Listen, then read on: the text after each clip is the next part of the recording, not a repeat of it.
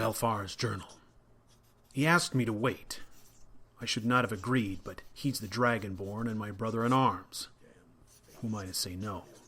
The mist was thick and grew from the walls like a dark fungus.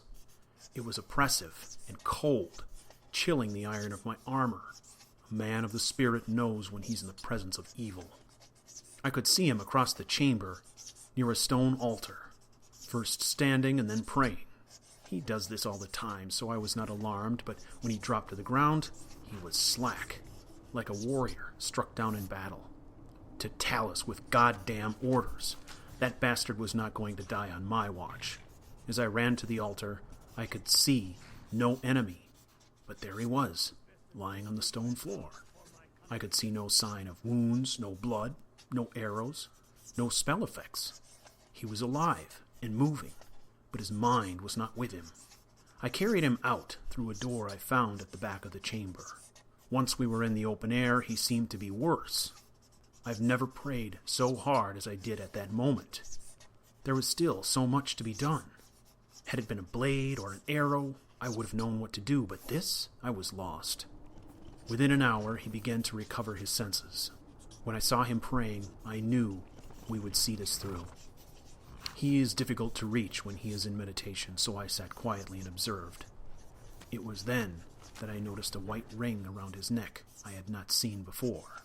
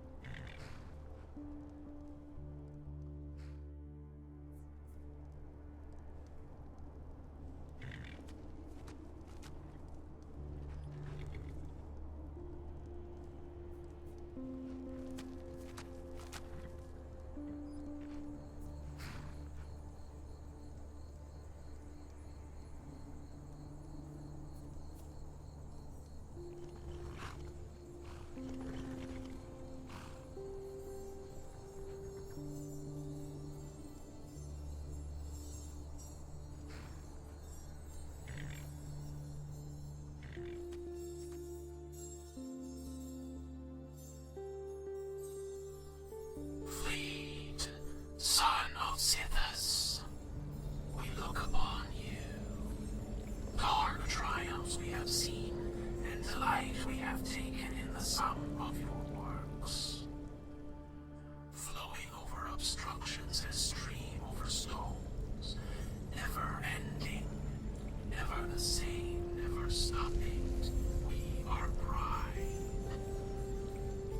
You are unforeseen and unforeseeable. In you beats the engine of chaos, capricious, erratic. We are fondness. Fleet our Sumerian. Our Sumerian is incalculable thought and thought to action, but this is not complete. Perversions of powerful make our Sumerian defenseless. Soul at risk, made weak by ransom. The time of reckoning alights on the shoulder of the son who would be more. Choice is offered, which will be prime. The lost son walks onward or takes our hand. Our hand protects. Agent of chaos, freedom's actor, and true freedom to act. If Sumerian turns away, he is free, but he is fleet. If Sumerian embrace us, he accepts the fate blade. Blade finds the truth of soul and spirit. Found wanting is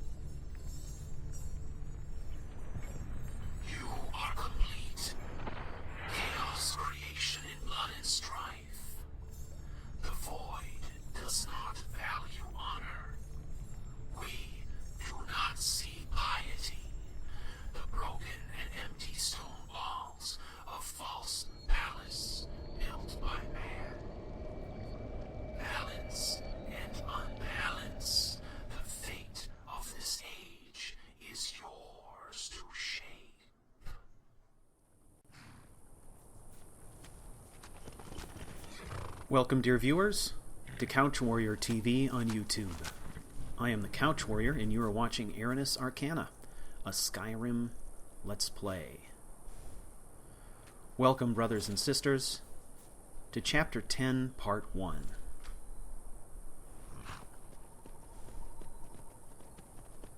If you remember when we left off, in Chapter 9, Part 9, Fleet had seen a vision in Ustengrav of Sithis. Not just a vision, but something more substantial that he could actually interact with and speak to, presumably. And the montage that I showed for you at the beginning of this episode kind of explains that vision from Fleet's perspective, what he heard, and we obviously come to the realization that Valfar, while witness to the entire event, could not see the shadowy figure at the altar. All he saw was his companion praying at the altar, thinking nothing of it. He didn't bother approaching. He followed orders. And it wasn't until he actually saw Fleet drop to the ground that he panicked. So we kind of get a little bit of insight as to what happened in those moments at the beginning of this episode. So just quickly, what are we doing now? Well, if you remember, we took this little side trip to Ustengrav because we had a little bit of time to kill before tracking down Gaius Maro. Gaius Maro, of course, is the Penitus Oculus security man who is traveling from city to city in Skyrim, preparing for the arrival of the Emperor. And our mission is to actually kill him in one of the major cities and plant an incriminating letter on his body that will implicate him and possibly other members of the Penitus Oculus in a plot to kill the Emperor. Our assumption at this point is that by pinning the blame on Gaius Maro, we will hopefully relieve some of the tension that is likely going on with regard to the Emperor and kind of sidetrack any sort of investigation they might have going on, perhaps allow them to, put their guard down for a while, who knows what.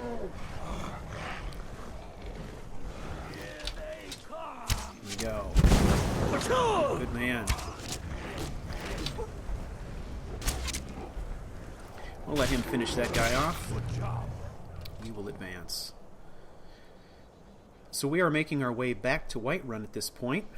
We have elected to eliminate Gaius Maro on the streets of Whiterun. In the last episode, we discussed that a little bit. There are several reasons for that.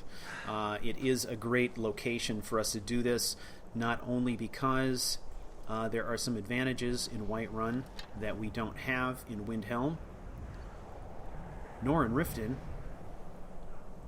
but in addition to that, Fleet really wants to send a message, and he wants to also take some steps politically. But first, we got to get back there. So, obviously, we're going back by way of Labyrinthian, which is one of our favorite routes. Nice shortcut if you can handle the trolls. At this level, that's not a problem. And with Valfar, definitely not a problem. There he is. He's hiding from me. Where is he going? Here we go. Turn your back.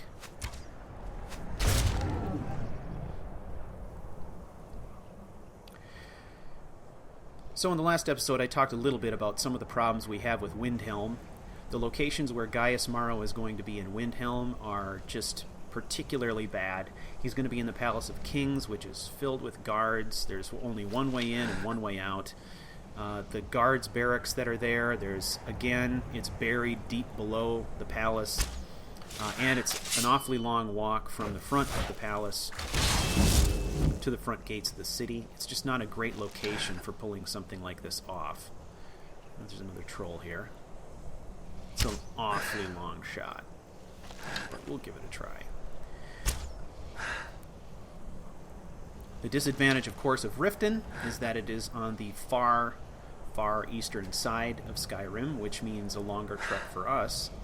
But in addition to that, we do not know where we stand with the Thieves Guild, so we can't necessarily count on them for assistance. We can't count on the Ragged Flagon or the Cistern necessarily being available to us as refuge should we need it. Plus, there's also a rather thick network of thieves and prying eyes in Riften.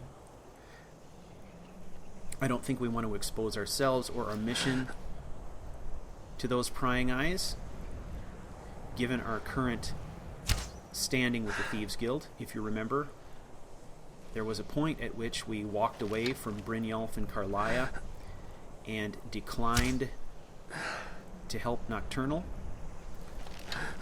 Fleet did that because of his religious beliefs, right? The terms of that arrangement seem to put his soul or his spirit at risk or in the hands of Nocturnal, and that is not something that he was prepared to do, so he walked away from that. So, of course, that puts us in a strange or awkward position, not knowing how they're going to react to that. Fleet will elect not to do this in Riften, so that brings us to the next location that Mara will be during the week, which is Whiterun. There are a lot of places in Whiterun where we can carry this out. We know from his schedule that Gaius Maro is going to be visiting Dragon's Reach, which makes perfect sense, but he's also going to be spending the night in the Bannered Mare rather than Dragon's Reach, which is kind of interesting. So there is a long walk from the front gates to Dragon's Reach, and also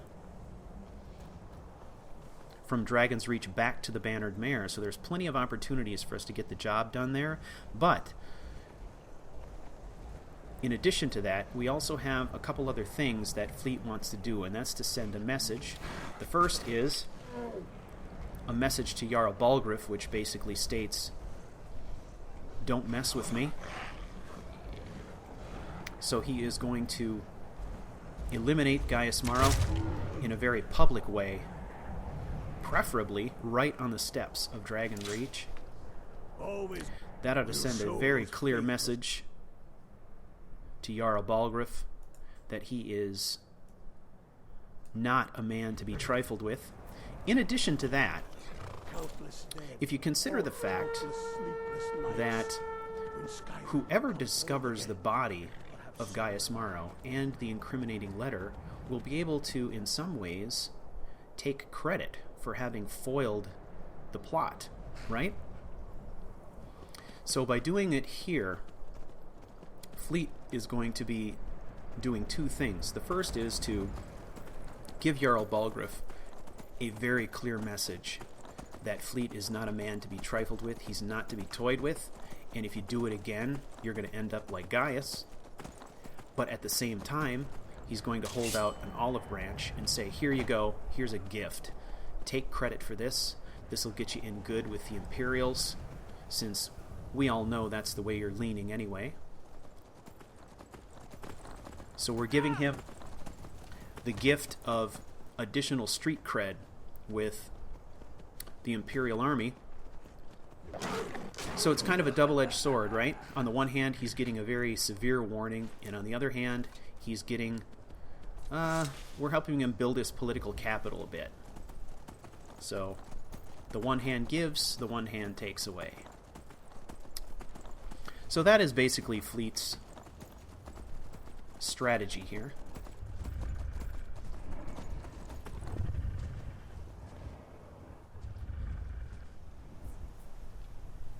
Now, Valfar's lagging behind. Probably skinning that saber cat. Sounds like something he'd do. But anyway, that's where we're at. Now, Chapter 10 is very likely to be a short chapter. And I have called it Soliloquy. I've called it that because a lot of what we're going to hear in the next few episodes is going to be kind of a recap of things from Fleet's perspective, and a path for the future also from Fleet's perspective. And since we've introduced all these additional characters into the story, it's actually not that often that we hear from Fleet, at least not as often as we used to.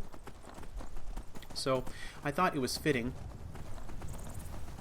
to end Act 2 with kind of a statement of where we're at, what he believes at this point, and allow our protagonist, Fleet, to set the stage for Act 3.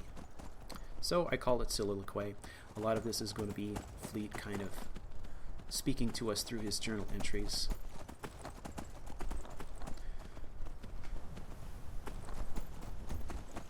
So here we are in Whiterun. Now, given the delay, we actually had Ustengrav. We were planning to leave Ustengrav and get as far as Whiterun immediately after that trek, but because of what happened to Fleet, an extra night was spent camped outside the barrow. So we'll have to see kind of what our time frame is here.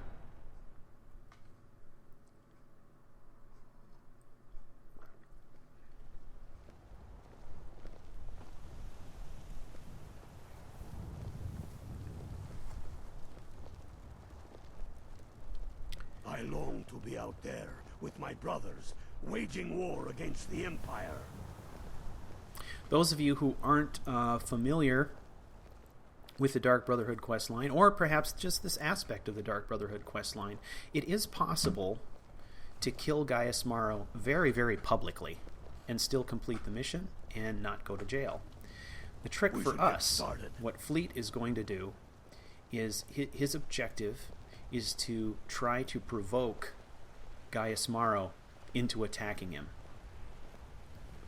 So basically, we are going to lie in wait for Gaius Maro, and we are going to haze him, basically encouraging him to attack us. And when he does that, then we will fight him in the streets. That is our objective.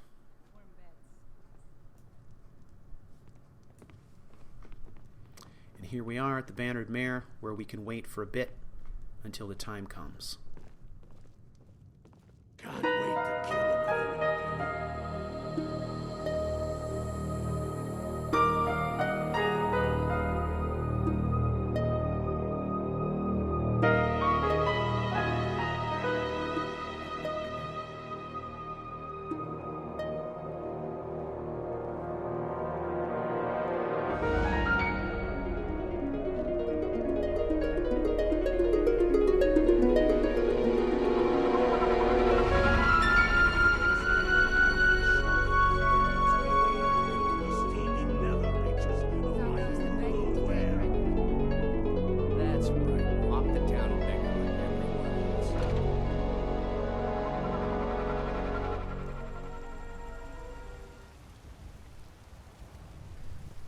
Okay, we need to set ourselves up for success here.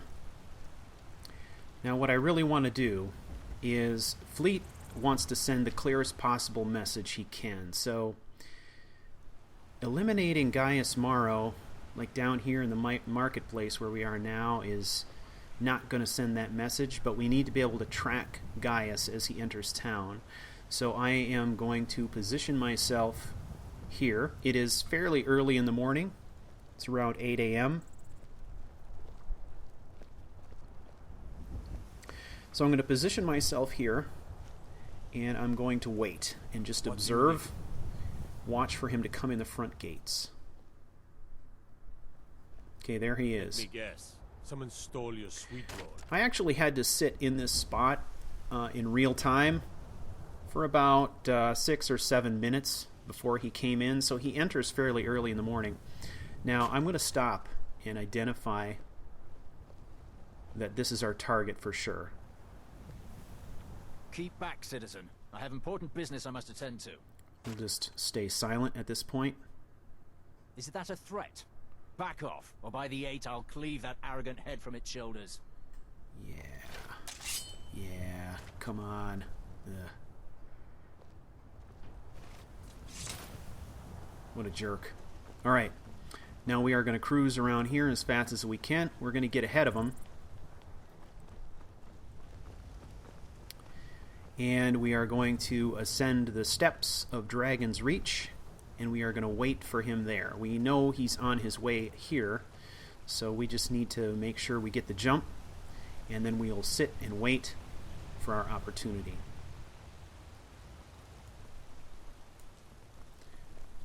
This is our spot right here. Come and get it, guys.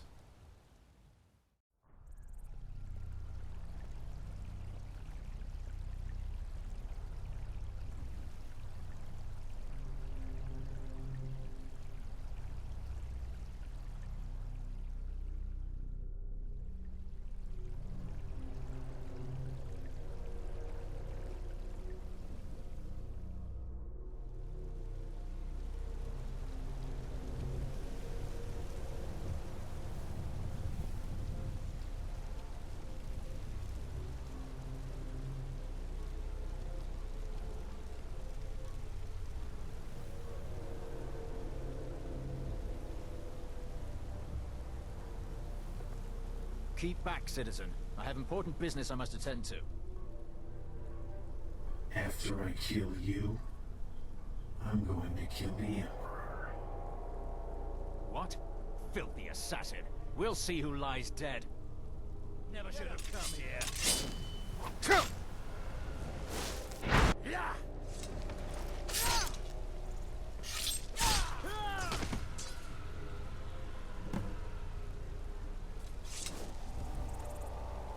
You have committed crimes against Skyrim and her people.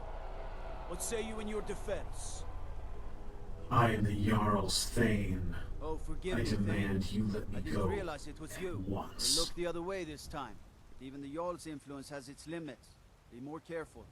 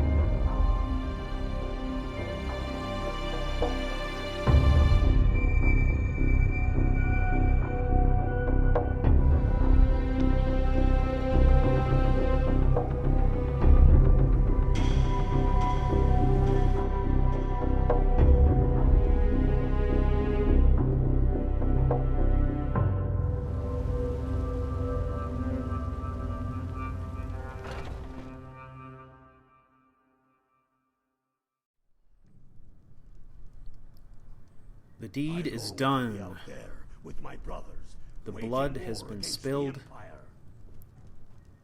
right before the very doors Damn of fate, Dragonreach. CRU-hs. So, that actually went remarkably well when you think about it. Watch yourself out there. Not only were we able to pull off the assassination in the way that Fleet wanted, we sent a very clear message and even had one guard there to witness the entire battle who can tell the story.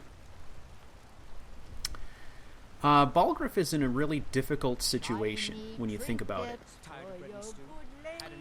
Not only does he have the problem, right, of the listener, the Dark Brotherhood, being a presence right on his doorstep, literally in a fortress within view of his city walls, but he also has made Fleet a Thane prior to this in order to get what he wants. Always go to see someone I can And he trust. may be regretting that decision now because, yeah, he has kind of set himself up where he's created this enemy for himself who is a person who is in many ways above the law of his own city.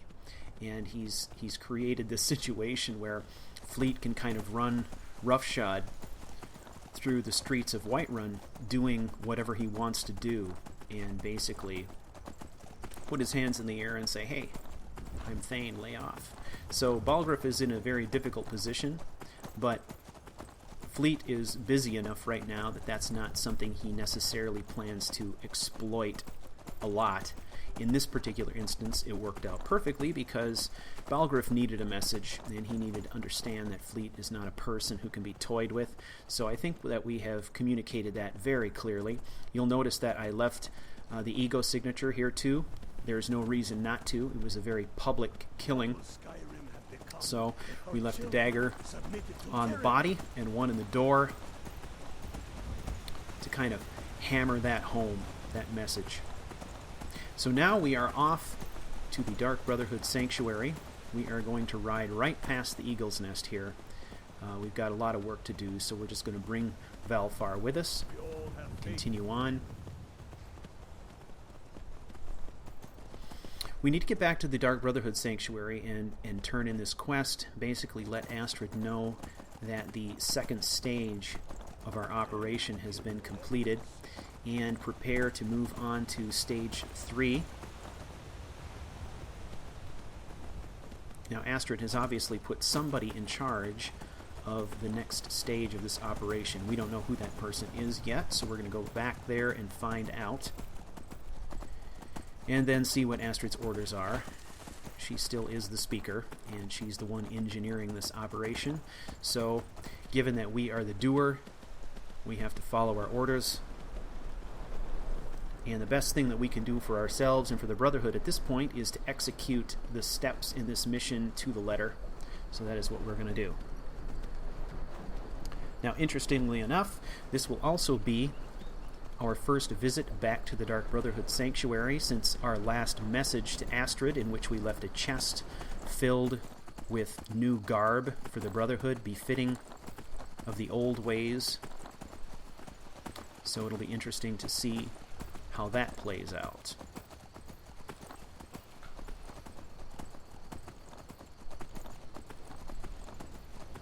So just a little teaser for you. I'm not exactly sure how many parts will be in Chapter 10. If I were to guess, I would say 3, perhaps, and then we'll move on to Act 3.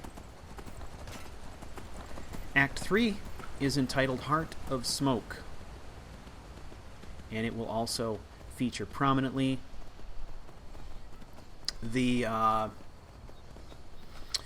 turning of Fleet over to Fleet version 4.0, which is something that I think we've all been looking forward to for a while. As you know, this character goes in stages. He is on his 3rd stage right now. We are going to transition at the beginning of Act 3 into Stage 4. And these stages are really, you know, they're in many ways cosmetic, right? Because he is changing his look, but he's changing his look based on his station. So they are symbolic of his rise in power. And this will be an interesting one because he is, at the beginning of Act 2, we started, we had this transition to Fleet 3.0. And that's the look he's sporting now with the Silencer's vestments. Very dark, very black, very grim. But since then, we've come to the realization that he is more than just the listener. He is also the Dragonborn. So the 4.0 look has been really interesting to craft because I felt like it needed to be a nice mix of the menace of the listener mixed with the sort of, triumphant nobility of the Dragonborn. So it's going to be interesting to see if I've been able to actually make that happen. So we will find out soon enough.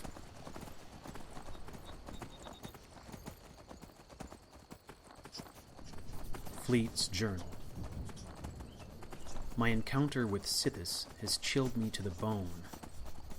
I am at once elated and filled with dread. What if I fail? How will I know what to do? What if I make the wrong choices? Or perhaps there are no wrong choices?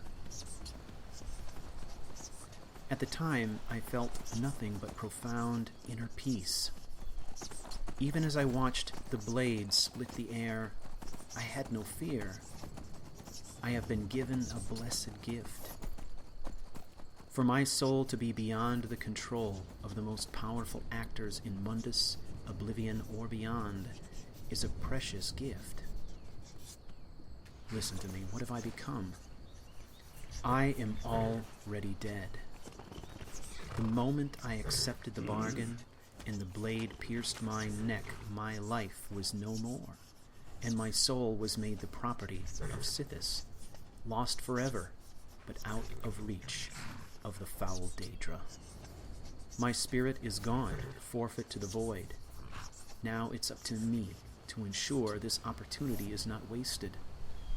Though my soul is lost, perhaps I will be allowed to save others from making the same sacrifice. Heart of Smoke. Here we are, brothers and sisters, back in the sanctuary, and I have just polished off a full pot of coffee, and I'm good to go. Let's talk to Gabriella. And there she is. Ah, at last. I've been anxiously awaiting your return. Gaius Maro is dead. Yes, I know. How do you know As that? has Astrid. You have done well, and have earned both your reward and a bonus, as I have mentioned. But you should know that we have a more pressing matter to deal with. It's... Cicero. There's been an incident. You should proceed into the sanctuary. I'll let Astrid explain. Okay.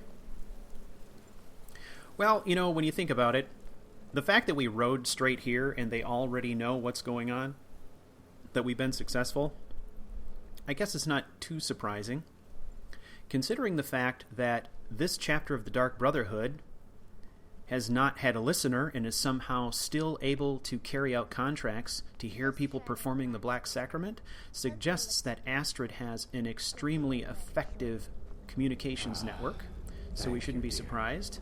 You are most kind. The Jester's cut feels as bad as it looks, I'm afraid.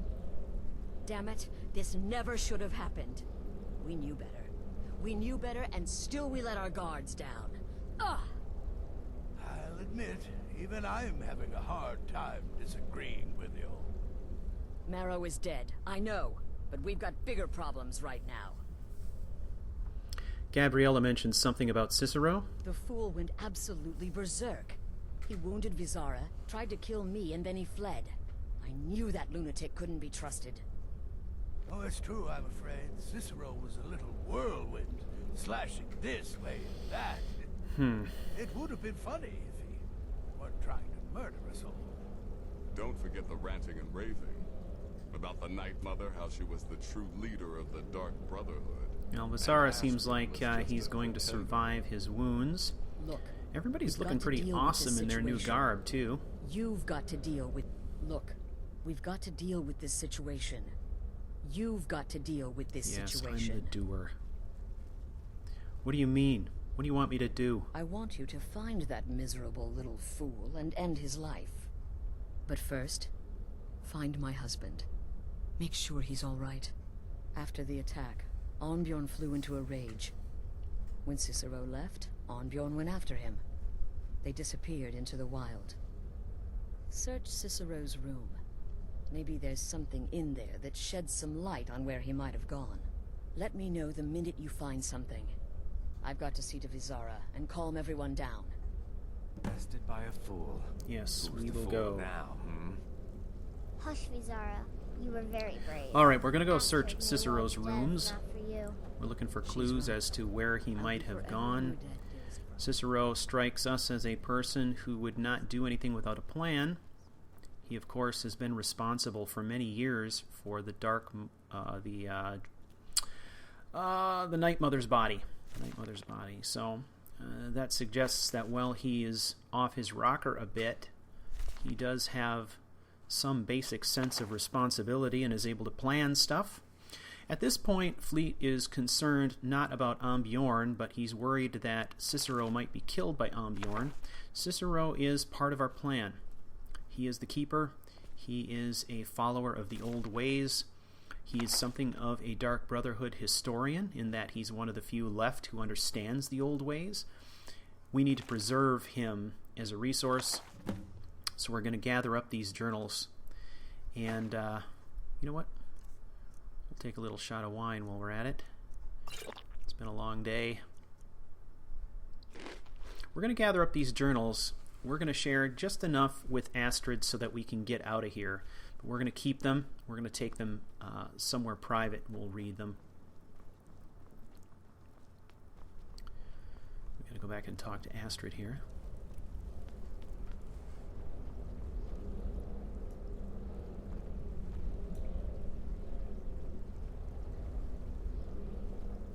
Have you found something? Yes, Cicero's journal. Good, good. Does it say where he may be headed? Yes, an abandoned sanctuary in Dawnstar. I have the passphrase. Dawnstar Sanctuary? Whatever for. Never mind, it doesn't matter. You need to leave. Now. Every moment counts, so I want you to take my horse. His name is Shadowmere. You'll find him outside by the pool. Let's just say he's one of us. Find Arnbjorn. Make sure my husband's all right. And then send that jester's twisted little soul to the void, in as many pieces as possible.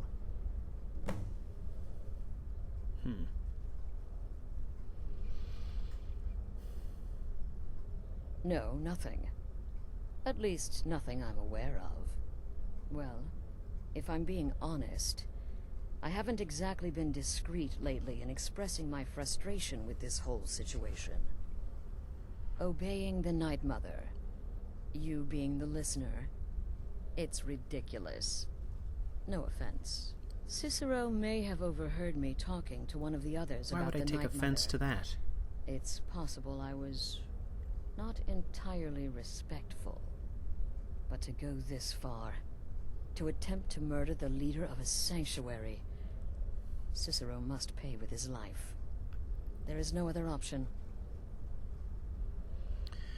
Okay. Damnable jester. Well, it would seem that Fleet and Astrid have been waging a sort of passive-aggressive war. Fleet asserts his authority, and then Astrid asserts hers, and we go back and forth. She takes little digs at the listener, at the old ways, and Fleet does things like dropping chests of new outfits on the doorstep along with snarky letters. Up to this point, it's all been sort of a passive-aggressive kind of thing, but it's quickly turning into something more than that.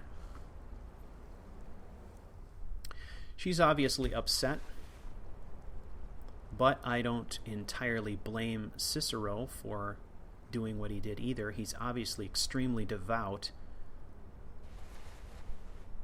I think he probably came very close to drawing his dagger when he caught us in the Night Mother's coffin until things were explained to him. So, if she, the fact that she would say something in passing that would upset him, that's not surprising at all. And that brings us to the end of another episode. I want to thank you for taking the journey with me. And until next time, may all that you do be swift, quiet, and deadly. And to all Skyrim assassins, I salute you. Silence is our battle cry.